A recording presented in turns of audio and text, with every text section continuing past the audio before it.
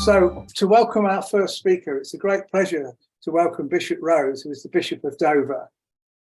After ordination, she spent 16 years in ministry in Hackney and was subsequently a chaplain to the late Queen and then to the Speaker of the House of Commons. But it's in her present role that she's made a number of extremely important interventions in the debate around migration.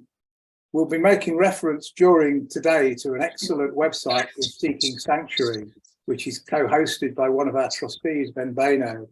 And on there are a number of archives of Bishop Rose's speeches and interventions on the issue of migration. And we were particularly keen to invite her to speak today. I'm delighted that she's able to join us. So it's a very warm welcome, Bishop Rose, and over to you. Thank you for coming. Thank you very much for having me on this morning in this conference. And I was disappointed that we had to postpone beforehand. And it is good that we were able to find a time that we can meet together and reflect on faith and frontiers, Christian responses to the migration crisis. And that is indeed what it is. I wonder if we could just pause for prayer, and I want to use the Franciscan blessing prayer. May God bless us with discomfort at easy answers, half-truth, and superficial relationships, so that we may live deep within our hearts. May God bless us with anger at injustice, oppression, and exploitation of people, so that we may work for justice, freedom, and peace. May God bless us with tears, tears to shed for those who suffer pain, rejection, hunger, and war, so that we may reach out our hands to comfort them and to turn their pain to joy. And may God bless us with enough foolishness to believe that we can make a difference in the world, so that we can do what others claim cannot be done, to bring justice and kindness to all God's children. Amen. So thank you again for having me. My title, Seeking Sanctuary, the Rights of People to Cross Borders. Preparing for today filled me with a sense of excitement.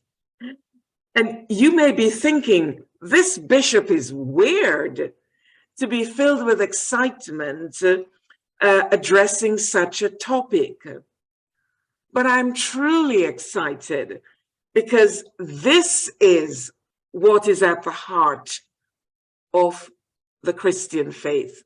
This is the heart of what faith in Jesus Christ is about. It is not about sex. It is not about women priests or women bishops. It is not about being evangelical or conservative evangelical or Anglo-Catholic or liberal or any of the other labels, boxes, or camps that we chain ourselves to for dear life. It is not about our pretend religiosity, where we tick the box regarding how many times we sing Hail Mary, worship, read the Bible, genuflect, fast, or pray. It is not about whether our ordination or consecration is allegedly pure because we have been untainted by not having a woman participating or someone else who does not share the same so-called fundamental beliefs as we do. The prophet Micah puts it succinctly. What does the Lord require of you? In this question, the prophet dares to connect our faith with our actual actions. In other words, our so-called religious walk with God means nothing, absolutely nothing, unless it is linked with our care for those in need. So what does the Lord require of you? But to do justice, to love kindness, and to walk humbly with our God. Today's conference is rightly dedicated to the memory of Bonhoeffer, because his life's work was addressing the reality of an incarnational God who took flesh and dared to dwell in our midst. I read somewhere that Christianity for Bonhoeffer was not about a religion, but instead it was about a person, Jesus Christ, who came into our midst. A person who was a courageous advocate on behalf of humanity. And as someone else puts it, on behalf of the lost, the least, and the last, constantly challenging those of us who have sought to follow him. And so, for example, in Matthew, we hear the words, I was hungry and thirsty. You gave me nothing to eat or drink. I was naked. You did not clothe me. I was sick and in prison. You did not visit me. And then we have the response, but Lord, when did we see you in any of these states? You know that had we seen you, we would have been right there, feeding you, clothing you, visiting you. But the response, inasmuch as you did not do it to one of these, the least of my brethren, you did not do it to me. You see, that's the challenge. We think that if we simply do our inverted commas good deeds to the people who look like us and speak like us, then we're okay. We're doing it just in our neighborhood. We're doing it for our country folks. That's okay. We are being challenged to look beyond. Inasmuch as you did not do it to one of these, the least, you have not done it to me. The faith that we claim to belong to is a relational one. The God who became human feels for us, his creation. And a verse that I learned so long ago in Sunday school, John 3:16, for God so loved the world, not just Britain, not just Jamaica, for God so loved the world that he gave. His love for humanity is saying loud and clear, all of my creation is of worth. All of my creation is of value. And therefore, if we say we are of Christ, then the expectation is that that which matters to Christ ought to matter to us. and look at what God gave. God gave something that was precious, his son. So we come back and we think of the cost of discipleship. It is costly. It's not something that we can chuck a few pennies to and walk away without even missing that we had dropped a few pennies into someone's hands. The cost of giving must touch us. For God so loved the world, all of humanity. And all of humanity, therefore, means those who are seeking sanctuary, those who are trying to cross borders. In the story of the feeding of the 5,000, we notice in that story that the disciples, they were quite clear in their conversation with Jesus. The crowd being hungry is not your problem.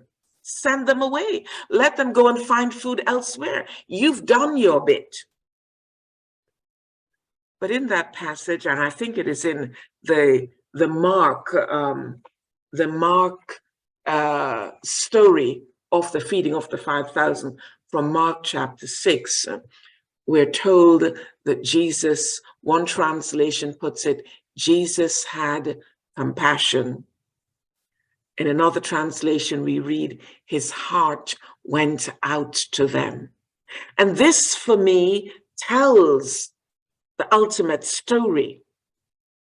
Compassion begins from a place of love, from a place where there is a recognition of the other as being as human as you and I are, as a person of value, of worth. They are therefore no longer simply other or being othered, but they are part of us. We belong. And if we belong, then that which we want for ourselves, we must also seek too for that part of us. And this speaks directly, I believe, into the topic of those who are seeking sanctuary. Because when are we able to pause and ask ourselves the question, might I just be able to stand in their shoe and discover what that feels like? Jesus had compassion. His heart went out to them. Could it be that this is what is lacking in all our discussions, including that of government, in relation to this particular topic? The lack of compassion, the lack of feeling, the lack of our hearts reaching out to them. The Old Testament is full of stories about the movements of people, full of stories about the movements of people, about the movements of families. And one that has had a lasting impact on me is the story of Ruth. Again, a story that I heard a long time ago as a child in Sunday school. Something has happened within that family. We're told that the 3 males have died.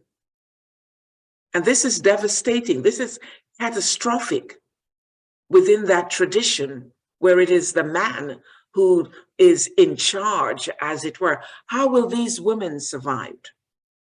How will Ruth and her mother-in-law and sister-in-law, how will they survive? And of course, they make the decision that they have to move from where they are. And in making that decision that they will need to move from where they are, Ruth's mother-in-law says, you know what, you are younger, you are both younger. You can find yourself some other husbands. I can't bear sons once more, and that you can marry. And those amazing words from Ruth, entreat me not to leave thee, nor from following after thee. For whither thou goest, I will go. Thy people shall be my people, and thy God, my God. Such beautiful words. And we know later that they traveled on, and the story continues. They meet up with Boaz. Their lives are changed. And there's a whole lot in that for perhaps another conference. The story of movement. Why is it that we become so hardened that we do not allow ourselves to dip into the story of those who are trying to move? Last year, a week did not go by when we did not hear news of migrants coming to our shores with the accompanying negativity and language that breeds contempt. The media and those quick to rush to judgment does not get to the underbelly to hear the stories of those who are on the move. Instead, we hear language being used that does not engender compassion.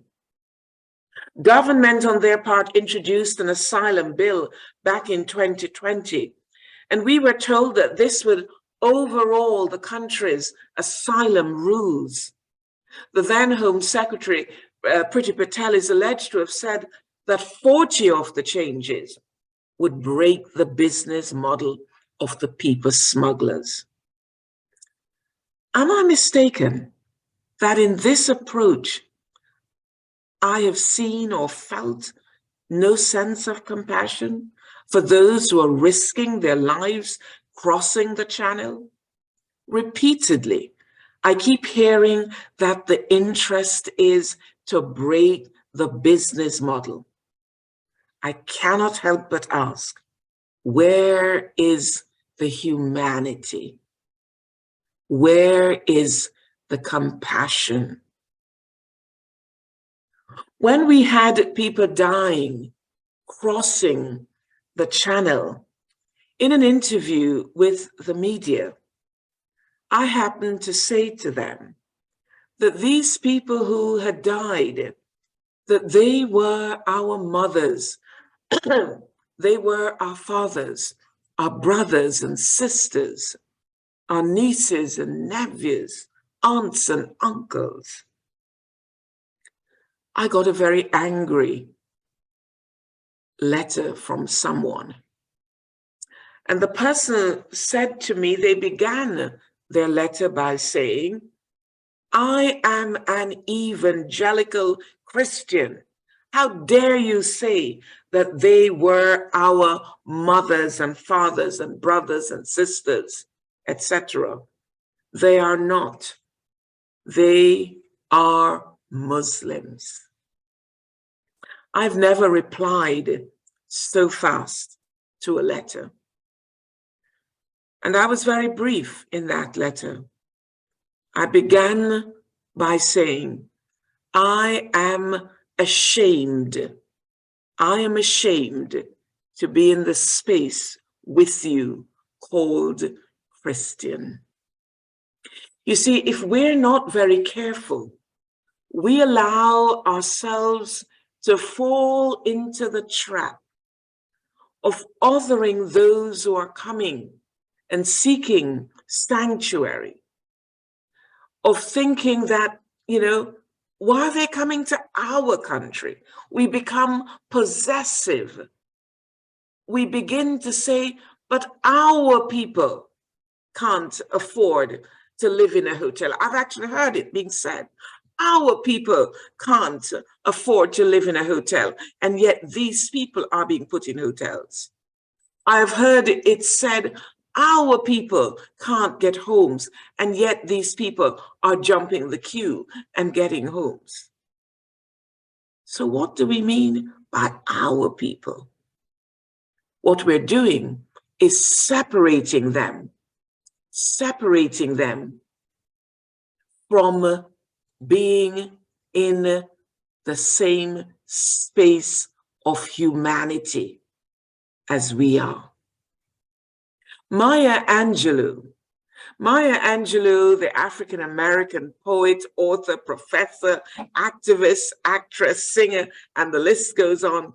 She said this: each of us has the right and the responsibility to assess the roads which lie ahead and those over which we have traveled. And if the future road looms ominous or unpromising, and the roads back uninviting, then we need to gather our resolve and, carrying only the necessary baggage, step off that road into another direction. If the new choice is also unpalatable, without embarrassment, we must be ready to change that as well. And that's important. It is a human right for us to sit with our families and to make the kind of choices that speaks of life. And that means sometimes taking the kind of risk that we see those who are seeking sanctuary taking.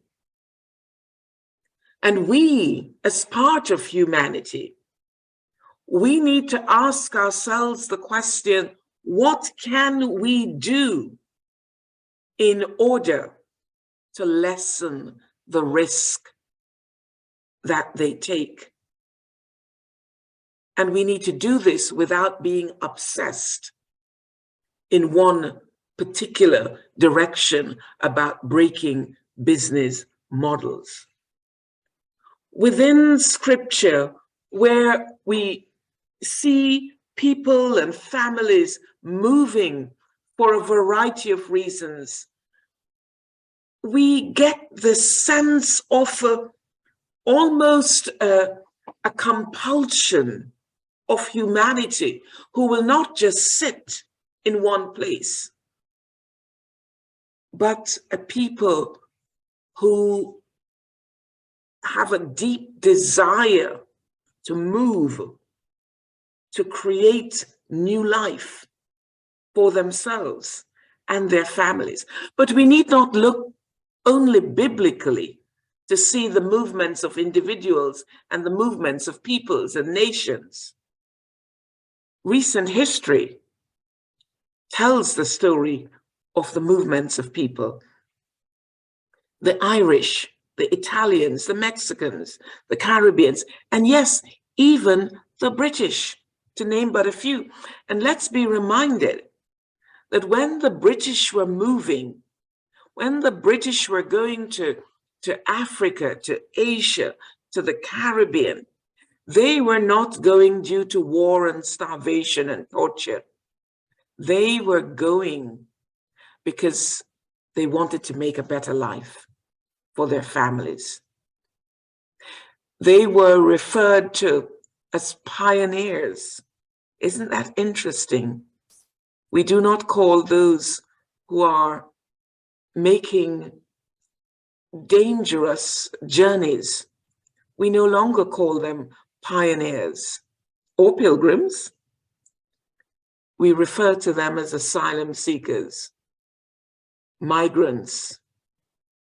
We refer to them in terminologies that are quite negative, quite negative. We need to understand when we say that these people are economic migrants, the implication is that they do not deserve the same care, the same compassion, the same duty of our hearts reaching out to them.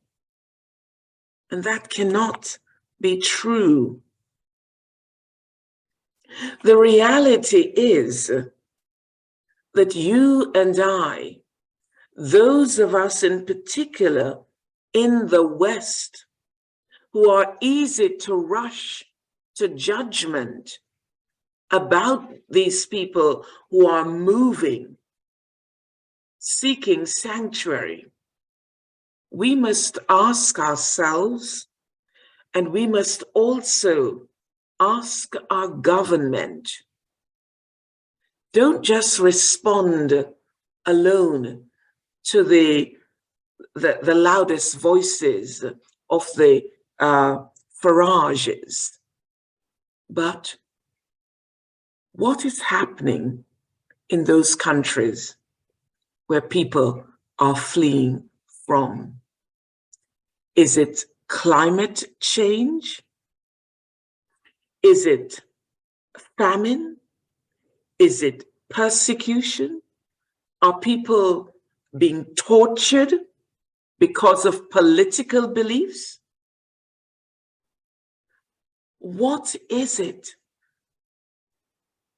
And actually to almost have this board up, to name these things, and then to ask, what can we do as a country? What can we do as a United Nations?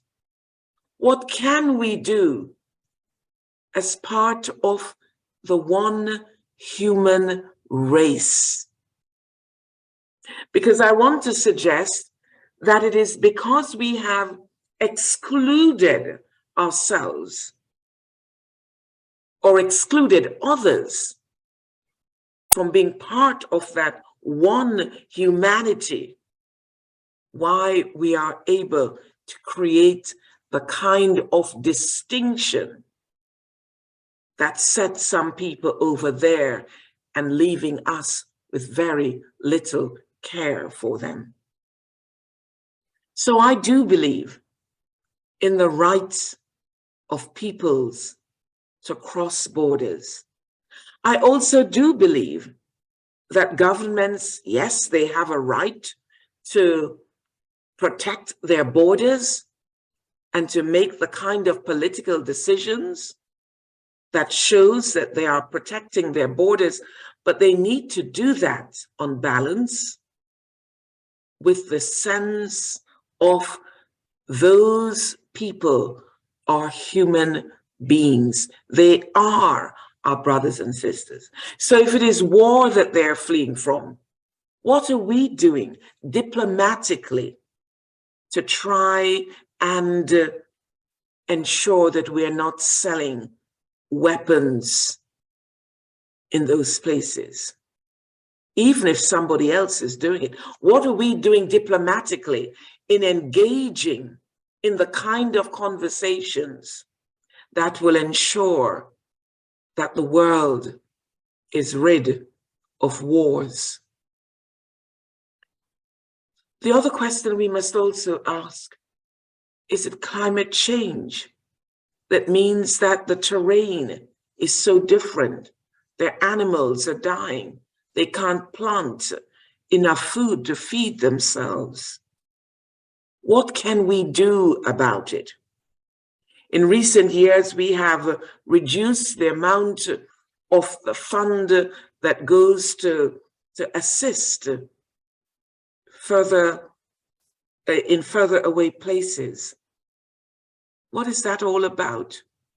How can we reduce that kind of funding and then at the same time complain when things are going wrong and they need to move? Are we, in effect, giving a sort of hierarchy of who is more important? So if they are white, let's name the elephant in the room. If they are white, then let's ask, open up about, can families receive them, etc. in this country. But if they are brown, might we just gather them up and send them to Rwanda? I believe that those of us who profess faith cannot separate our faith from the actions that need to be taken to address injustices in our world, in our society, in our community. And we can no longer actually say, oh, this is too big. Let's just attend to what we can do. That's a cop-out. I believe we all have a responsibility to address those issues. We all have a responsibility to address those issues that are going to enable real life changes that begins from a place of delving into the stories of humanity, the stories of our brothers and sisters from another mother, the same Heavenly Father, just a different mother. Who knows what could happen to us one day in this country? Films tells lots of different stories. And I believe there was recently a film that told the story of America seeking sanctuary in its neighboring countries. I didn't see the film, but a friend told me about it. We need to begin from the place that says, we belong. This is God's world. We all have a place.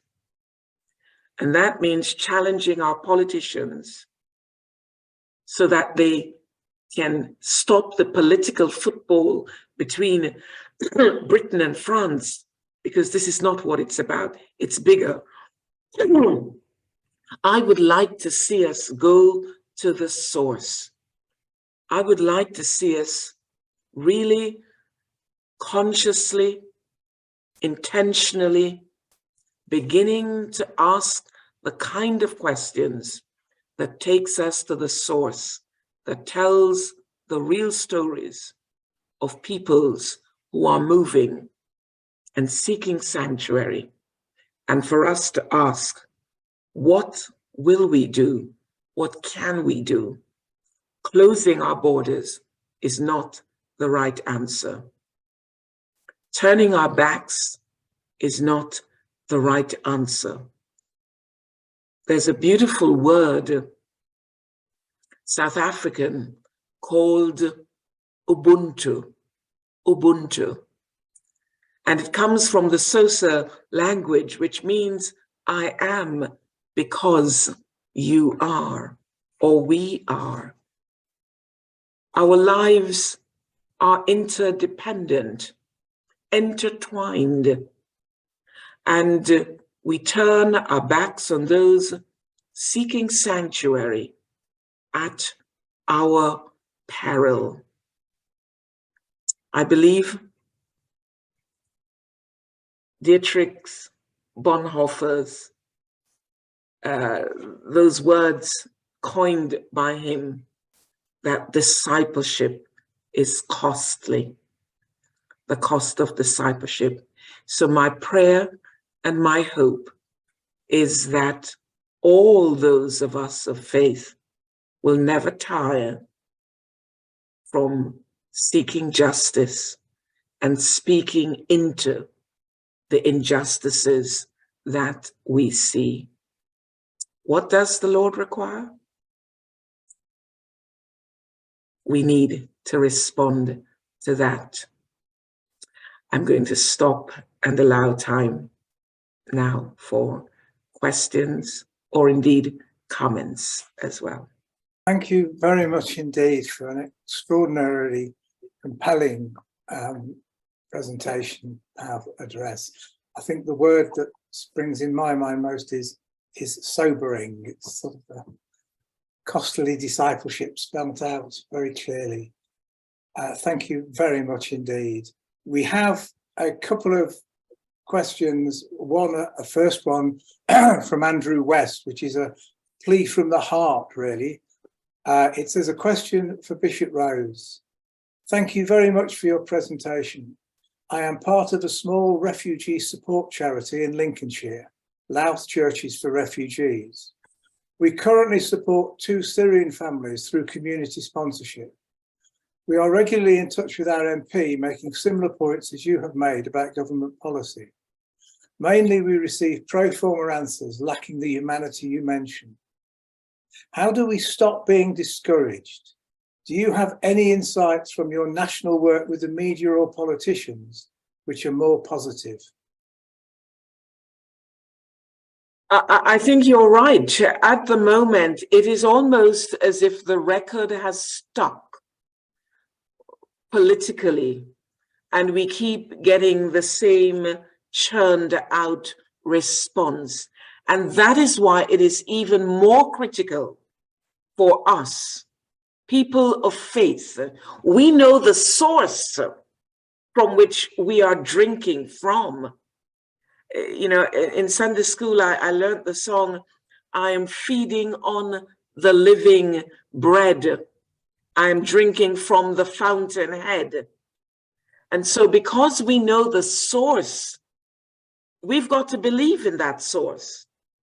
And if we believe in that source, then we know that we cannot give up, because we are the line between life and death for so many people. So we must persist. You remember the story that Jesus gave of the woman who keeps banging on this guy's door to wake him up to come and feed, you know, she's hungry. And we're told that he got up to feed, not from a place of compassion, but because he was fed up of being disturbed. Let's keep disturbing the politicians. Let's keep disturbing the politicians, local and national. They will have to respond. We would love them to respond from a place of compassion, but if not, then we will take it as it comes. So keep at it. Thank you very much. We have another question from Dylan Nykamp. I apologize if I've mispronounced your name. How do you think we can politically overcome the emotive but misled accusation that compassion towards those coming from other countries will take resources away from those in need in the UK? Rational economic arguments about how we can indeed help both groups rarely seem to break through this common emotive response of what about the homeless people in Britain, etc.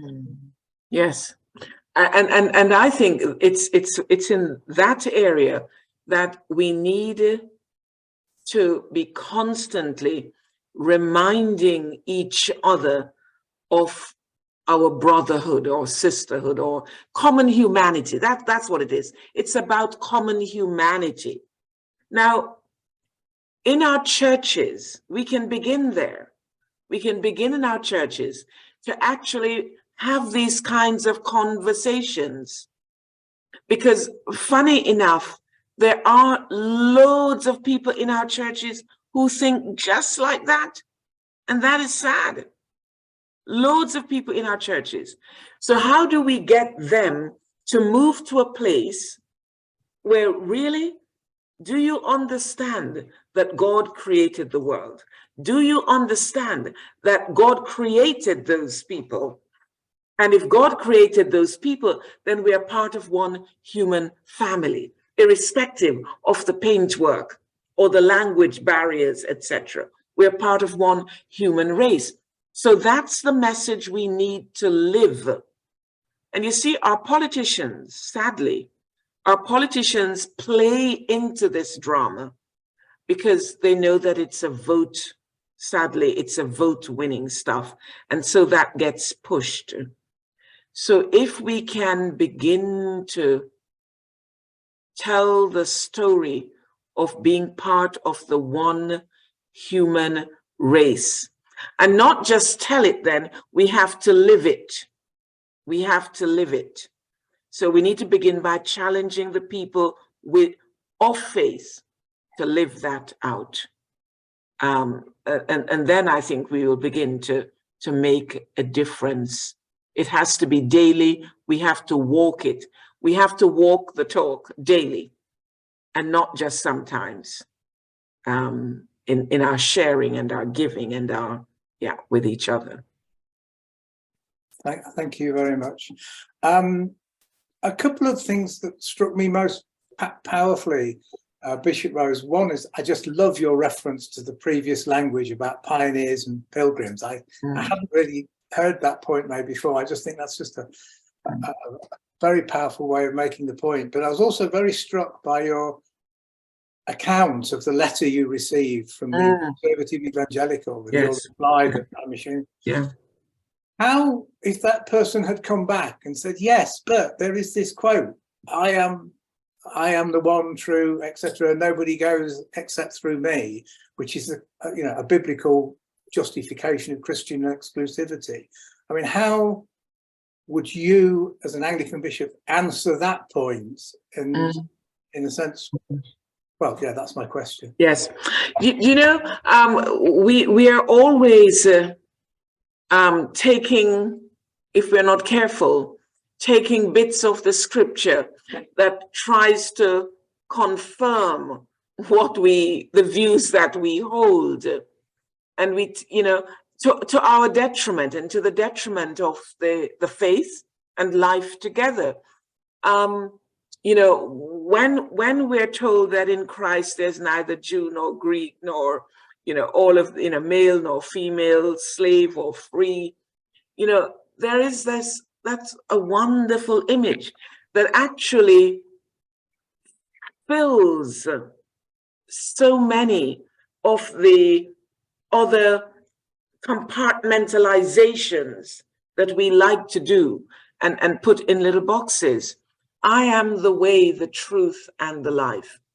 I suspect, that if the tables were turned and we were born, if all of us online now were born in a predominantly Muslim country, then that's what we would be. Or born in a predominantly Jewish country, that's what we would be. I like to think of it, interestingly enough, I like to think of it as, you remember the story of the elephant and 3 different people touching the elephant and each describing something different? But it's the same elephant. I have some amazing Muslim friends. I have never, ever tried to proselytize them.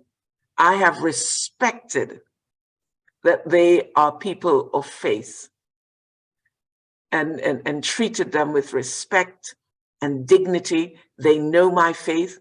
We talk about faith and its meaning to each of us. But I've never tried to proselytize them.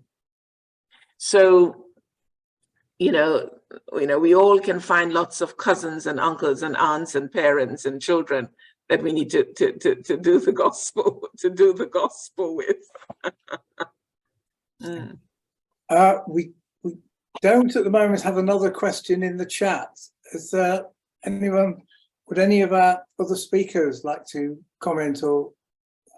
Yeah, I'll keep the conversation going then. Thank you very much, Rose. That was great. I think the one of the particularly striking things was the focus on compassion as the sort of starting question, the animating question.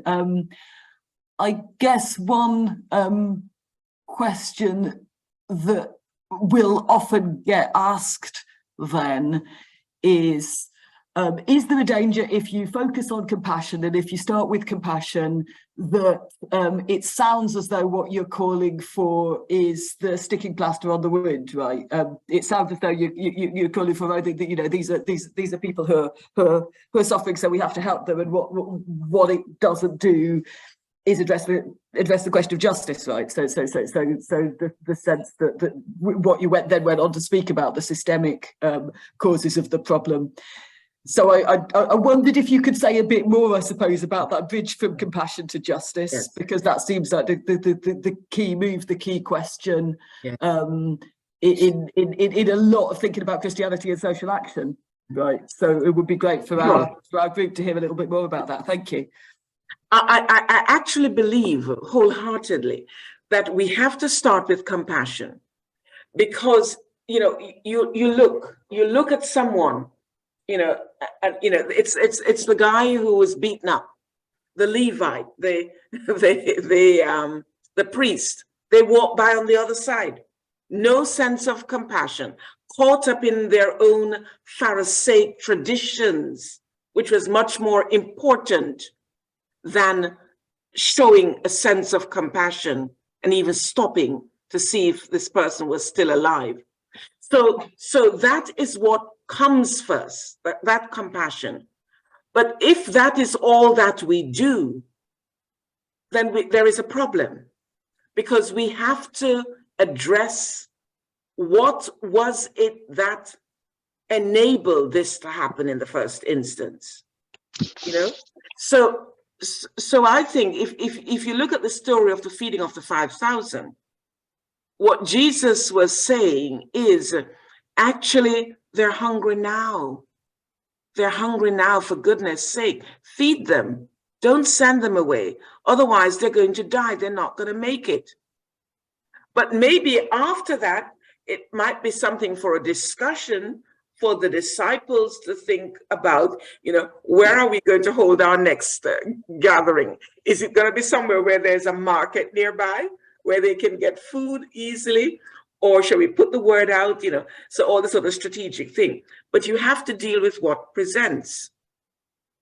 But it is no good if that is all that we find ourselves doing.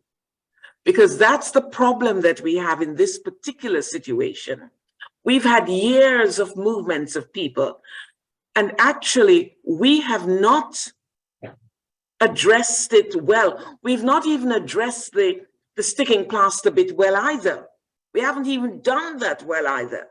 And the reason why we haven't done that well is actually because we have not allowed ourselves to stand in their shoes and show compassion. If we are showing compassion, then we want to aid them there and then. But we will not be content with that, because we will then need to sit down, do the round table. You know, I mean, our government is wasting time, wasting precious time.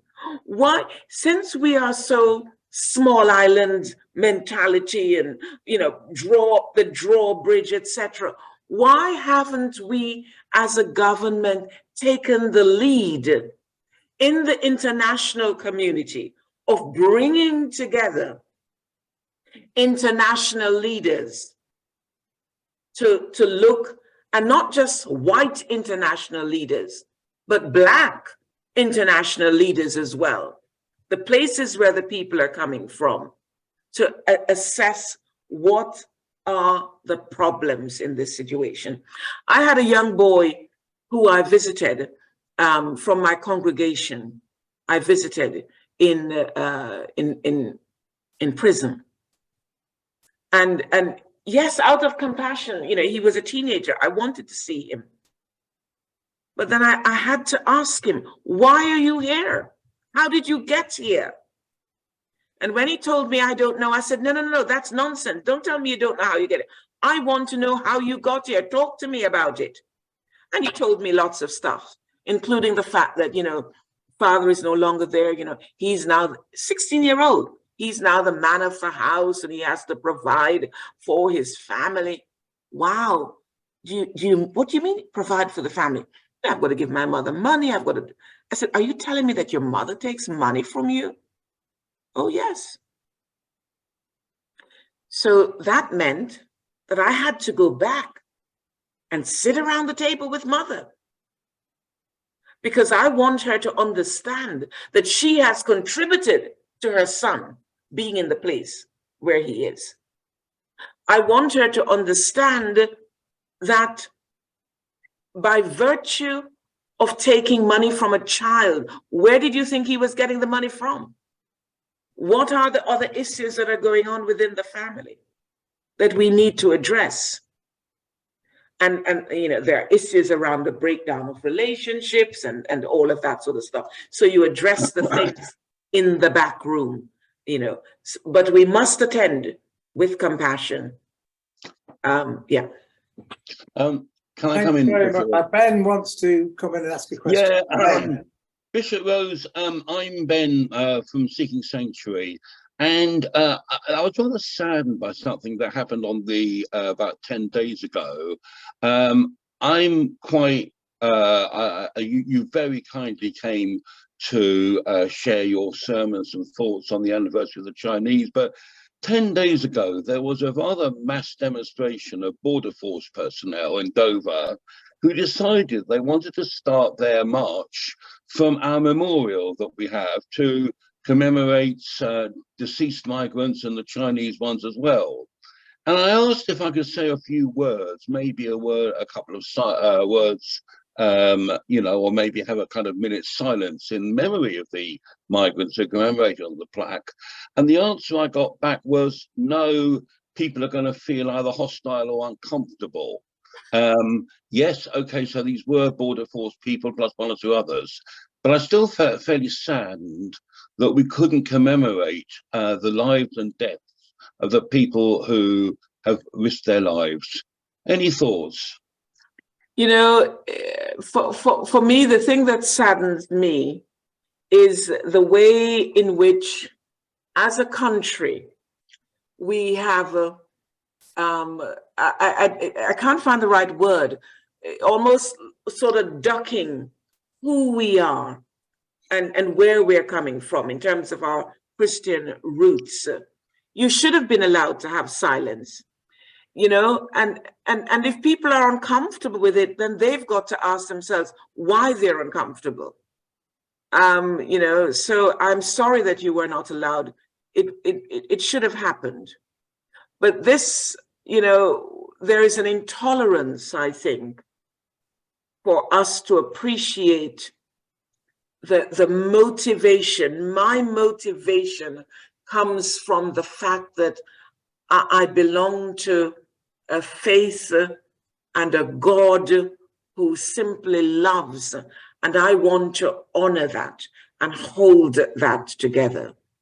And, you know, it saddens me personally whenever we're told. And I wondered what would have happened had you simply just done that, just done it.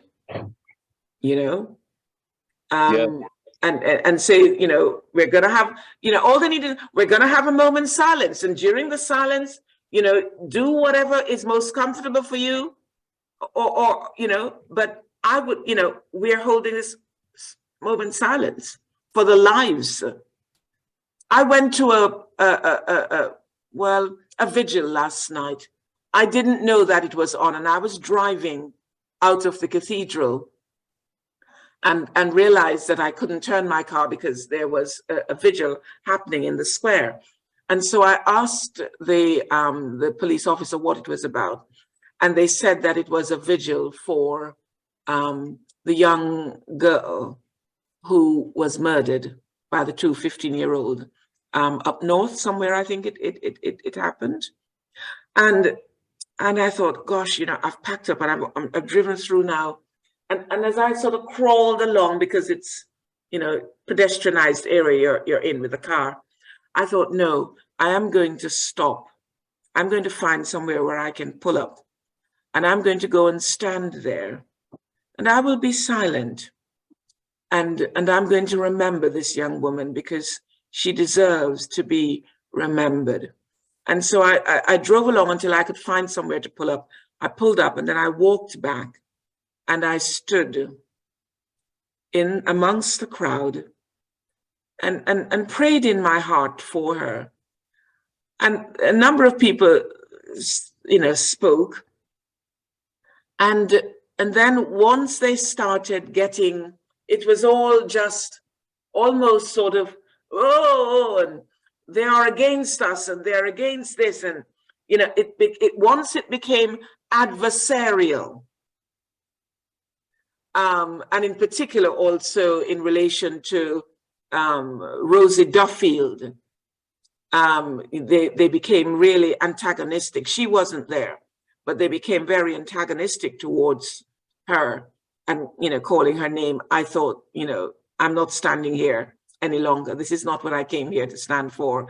I came here to pray for her soul and to pray for those who have to live frightened lives, afraid of being who they are.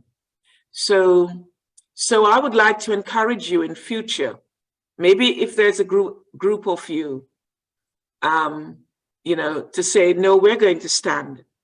And for you to say, I recognize that some of you may not wish to, but we are going to hold this space of silence momentarily.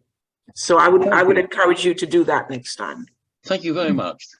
So can I thank Bishop Rose warmly? It was exactly what we hoped you would bring to this conference, and you have in abundance. Thank you very much indeed on behalf of all of us. Thank you. Thank you.